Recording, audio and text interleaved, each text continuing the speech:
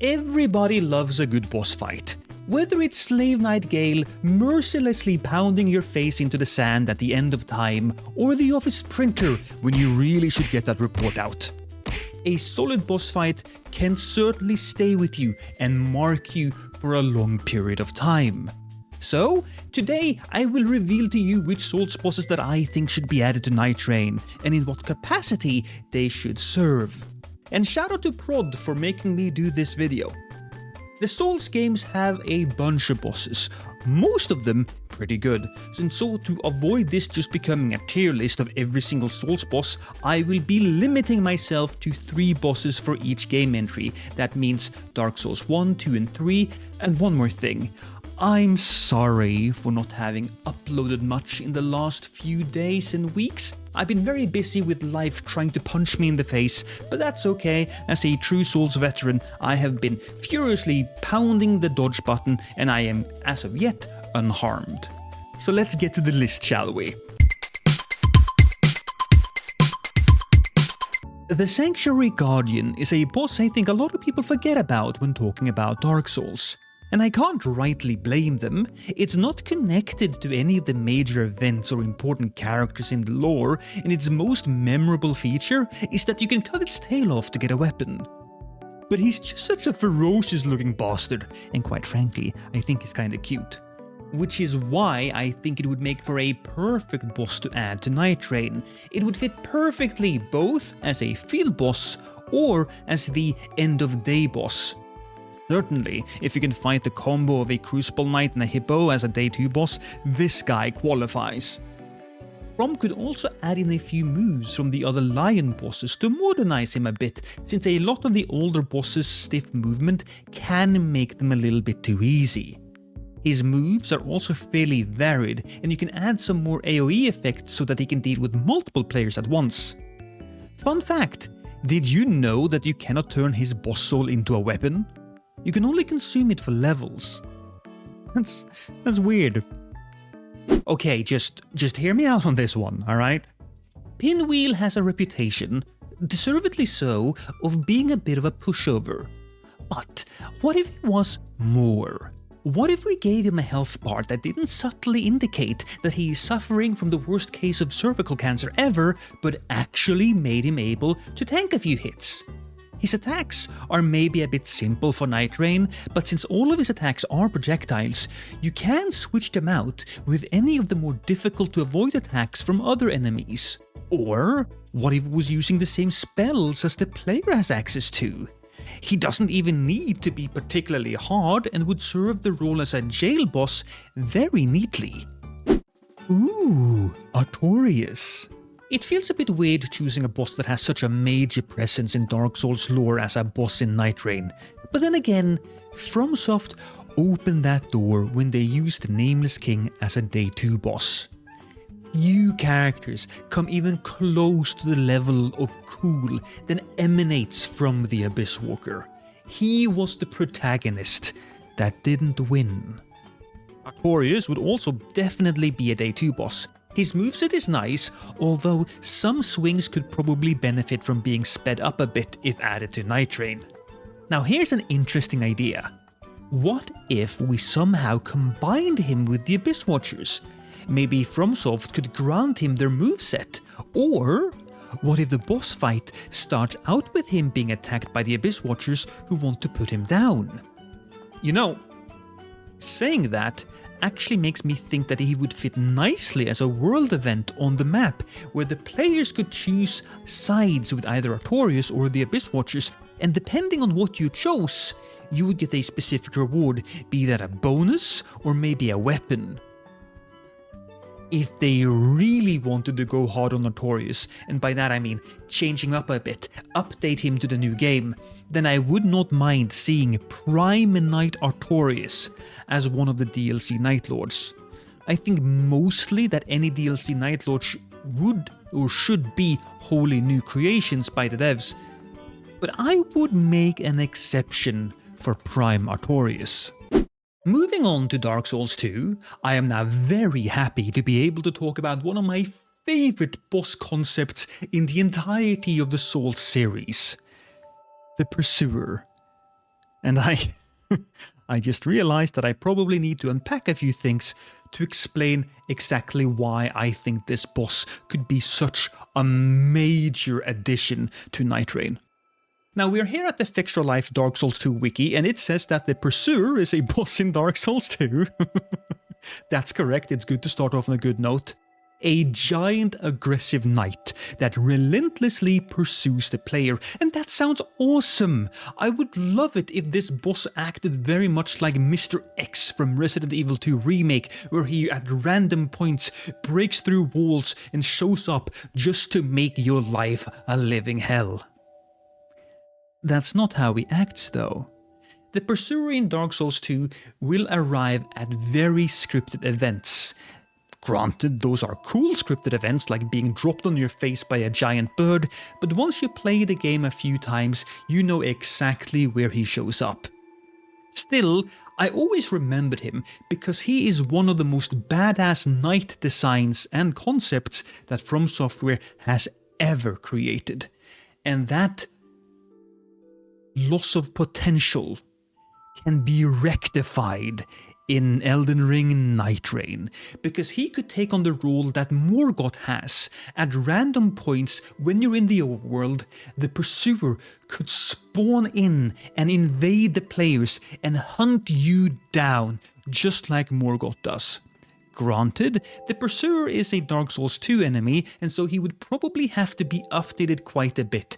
His moves are limited and a bit slow, but if they do this right, I think this is probably my #1 addition that I want to see in Elden Ring Nightreign.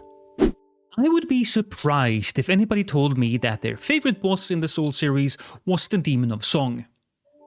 But if that is somehow your opinion, please let me know down below so that I can comment on your comment that you're a silly poop face. Don't worry, a little cyberbullying never hurt anyone. Anyways, look, I'll admit that a big reason for wanting this boss is its amazing design. It's just such a different creature compared to most other FromSoft creations.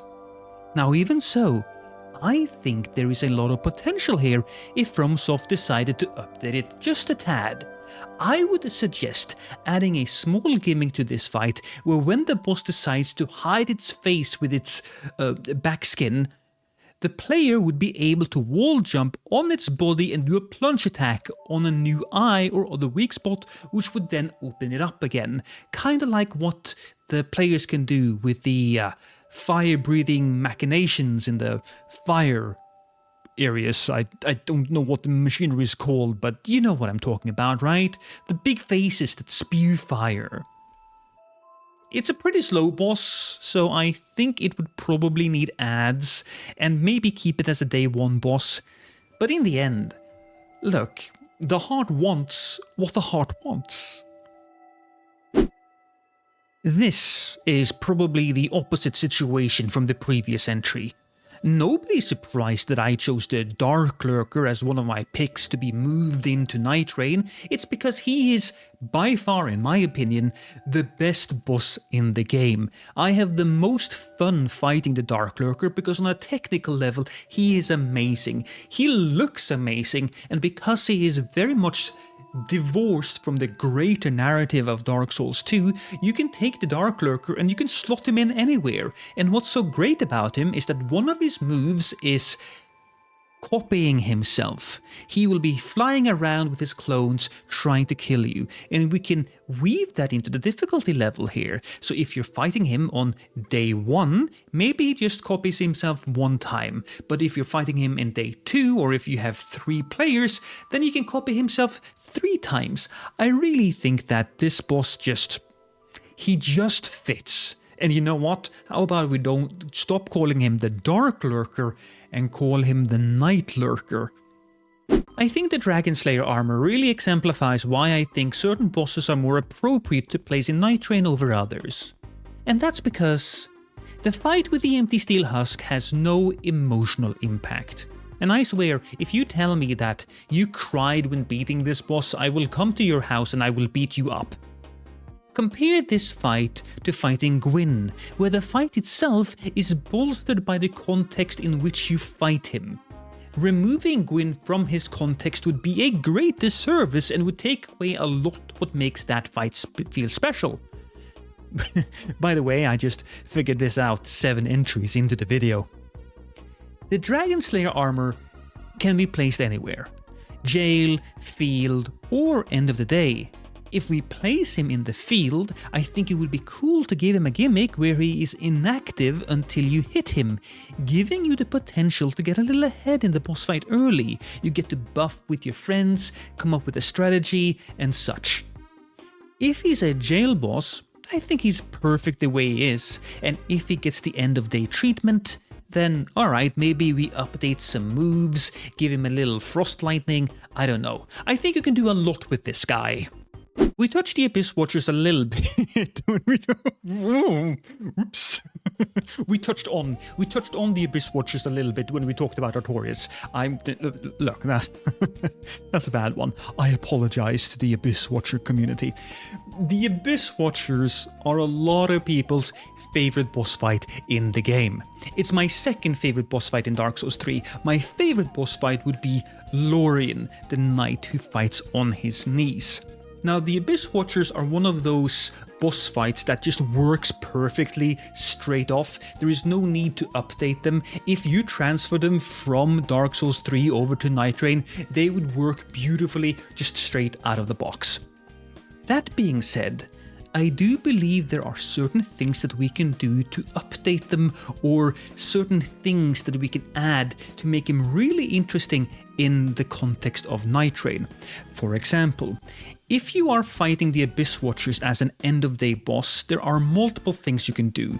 You can start out by having one Abyss Watcher and then maybe another spawns and another spawns, or you can have 2 Abyss Watchers and they trade the fire blood thing gimmick effect that they have on the second part of the Dark Souls 3 boss fight, and so you can only attack the one or hurt the one who is currently on fire, or not so. The Abyss Watchers would also be really interesting to have as a Pursuer enemy, just like Morgoth and the Pursuer, but the gimmick here is that you have one Abyss Watcher for each one of the players, or maybe just 2 Abyss Watchers that goes for 1 player. Instead of having like 1 enemy, you now have 2. I really hope that they do add the Abyss Watchers, because it is genuinely one of the funnest fights that FromSoft has ever created, and it would be a shame not to have them in Nightreign. Okay, look. Everything we discussed during the Dragonslayer segment still stands.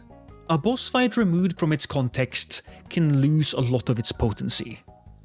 But oh my! Even removed from its contexts, Gael is such an incredible fight. Forget what I said earlier, this is my favorite boss fight in Dark Souls 3, and it's not even close. Granted, maybe it's because I played Elden Ring so much lately, but after fighting him recently, I beat him first try, so I do think he needs to be updated somehow. Maybe we can give him some additional ground spikes, so when he lands, the ground goes and you have to jump away or jump over something so that he isn't surrounded by 2 or 3 big men with bonks and just instantly melt him. Or he is surrounded by 3 Iron Eyes that just dot him with poison or whatever, because he is weak to poison and toxic in Dark Souls 3. Okay, how about this? How about we give him an attached grenade launcher to the machine crossbow? That sounds about right. At any rate, Gael would have to be a Knight 2 boss, just like Nameless King, because he's far too epic to be placed anywhere else.